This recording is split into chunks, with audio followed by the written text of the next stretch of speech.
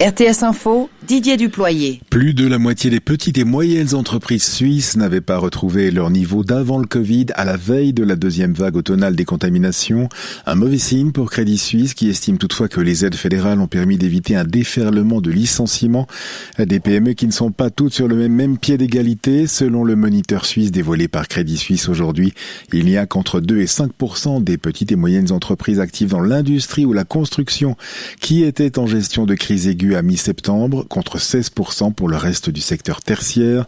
Sans surprise, l'hôtellerie et la restauration ont fortement souffert de ces mesures de restriction.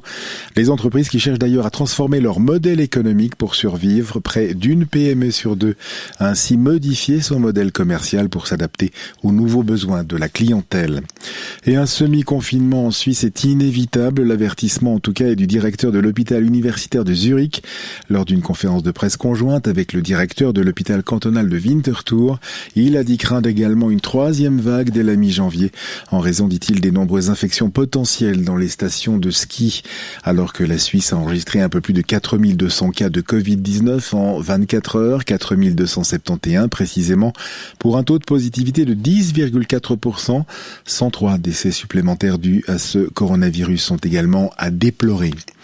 L'Allemagne, elle, s'impatiente et fait pression sur les autorités sanitaires européennes pour qu'elles accélèrent la validation des vaccins anti-Covid. Le ministre allemand de la Santé souhaite ainsi qu'un tel vaccin soit autorisé dans l'Union européenne avant Noël, dit-il, dès le 23 septembre. Berlin qui voudrait ainsi commencer les premières vaccinations avant la fin de l'année.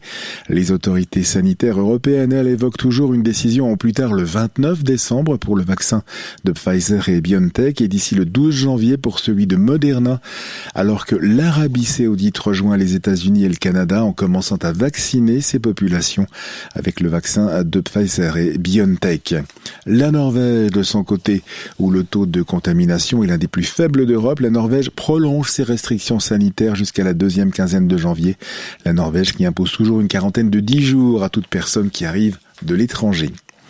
73 milliards de francs, ça c'est le montant des dommages dus aux catastrophes naturelles dans le monde cette année. L'estimation est du réassureur Swiss Re, une facture en hausse de 40% par rapport à celle de 2019 en raison notamment des incendies qui ont dévasté certaines régions des États-Unis ou bien encore du nombre record d'ouragans dans l'Atlantique. Swiss Re qui avertit d'ailleurs qu'une augmentation de ces dommages à l'avenir est à prévoir en raison du changement climatique. Enfin, deuxième de Super League, le FC Bâle va devoir se passer des services de son capitaine, Valentin Stocker, pour ses 3 derniers matchs prévus cette année. Blessé mercredi dernier face à Sion, il souffre d'une blessure donc musculaire à la cuisse droite.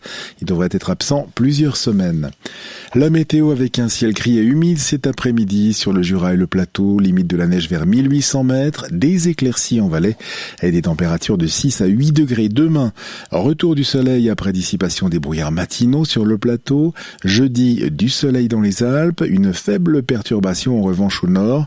Vendredi et samedi s'annoncent assez ensoleillés avec quelques passages nuageux et toujours des brouillards matinaux sur le plateau. Retrouvez l'actualité sur rtsinfo.ch.